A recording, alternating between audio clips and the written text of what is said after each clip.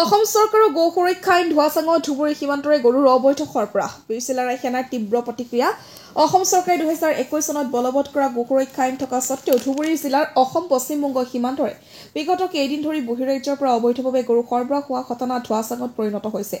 বিশেষকৈ এই উপলক্ষে কুৰবানীৰ বাবে গৰুৰ চাহিদা বৃদ্ধি পোৱাৰ লগে লগে চোৰাং ব্যৱসায়ীসকলে এই সুযোগত লাভ কৰিবলৈ সক্ৰিয় হৈ উঠিছে। অভিযোগ অনুসৰি বহিৰাজ্যৰ পৰা গৰু আগতীয়াকৈ ক্ৰয় কৰি সীমান্তত জমা ৰখা হয়, তাৰ পিছত লুকুৱাই ৰাষ্ট্ৰীয় ঘাইপথেৰে প্ৰৱেশ কৰোৱা হয়। বীৰচিলাৰাই সেনা স্বতন্ত্ৰ অসমৰ মুখপাত্ৰই এই ক্ষেত্ৰত তীব্ৰ প্ৰতিক্ৰিয়া প্ৰকাশ কৰি কয়, গৰু সুৰক্ষা আইন প্ৰযোজ্য থাকিও চৰকাৰী নিৰ্দেশনাৰ স্পষ্ট অভাৱ আৰু স্থানীয় প্ৰশাসনৰ নিৰাপত্তা এই চোৰাং কাৰ্যকলাপৰ মূল কাৰক। গোটেই ঘটনাটো চৰকাৰৰ দ্বিচাৰিতাৰ এক জ্বলন্ত প্ৰমাণ।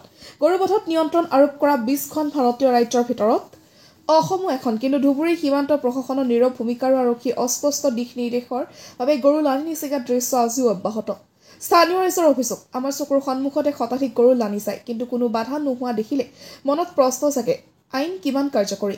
এই ঘটনাই গো সুৰক্ষা আইনক লৈ নতুন বিতৰ্কৰ সৃষ্টি কৰিছে। চৰকাৰে যদি আইন প্ৰয়োগত গাম্ভীৰ্যতা নেদেখুৱায় তেন্তে এই ধৰণৰ অবৈধ সৰবৰাহ আগলৈ চলি থাকিব বুলি উদ্বেগ প্ৰকাশ কৰিছে সচেতন মহলে। গোলকগঞ্জৰ পৰা তপনৰা report, north east frontier news. গো সুৰক্ষা আইন 2021 চনৰ পৰা যেটা চলি আছে, সুৰক্ষা আইন বলবৎ কৰিছে অসম চৰকাৰে। গতিকে এই বিভিন্ন আইন আছে আৰু মাংস বোধ করা বিদ্যুৎ নিষিদ্ধ করা হয়েছে। তার সত্ত্বে আজি ঈদ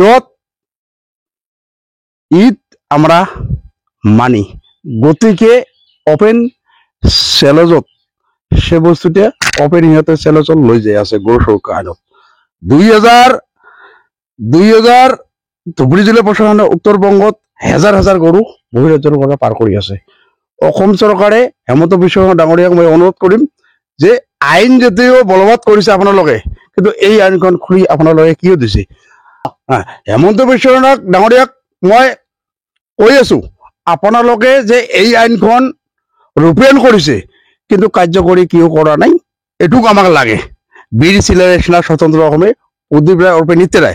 গতিকে মই নিজে আজি অচি ছাৰক, দেৱজিৎ কলিতা ছাৰক মই ফোন কৰিছো আৰু SP-কো মই ফোন কৰিছো যে মোক কৈছে যে নিতে মই এইটো টাইট কৰি দি আছো। এইটোৱে আৰ গতিকে যে বস্তুটিও যে ধুবুৰী জিলা পশ্চিমবংগ বীৰচিলাৰাই সেনা সত্ৰ আমদানি গো সুৰক্ষা চলি আছে, ধুবুৰী জিলা প্ৰশাসন নিমাত কিয়? এইটো আমি কোনোপধ্যে মানি লওঁ।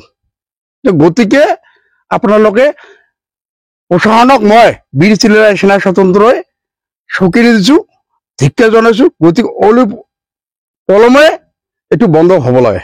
গো সুৰক্ষা আইন হয় বন্ধ কৰক, বলবৎ কৰক, আৰ নহলে আমি বীৰচিলাৰাই সেনা স্বতন্ত্ৰ কৰ্মে আমি স্বীকৃতি দিছো, নহলে খুলি দিয়ক। সিধে কথা।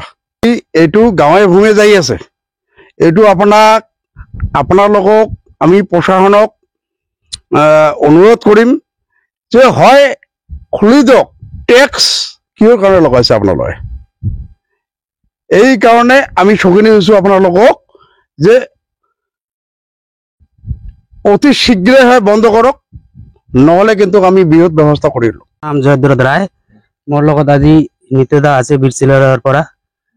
আমি যোৱা 3-4 বছৰে যিটো দেখি আছিলো, আগতো দেখি আছিলো মানে এই ৱেষ্ট বেংগলৰ পৰা ইমানখিনি কি অহা নাছিল, গৰু অহা নাছিল।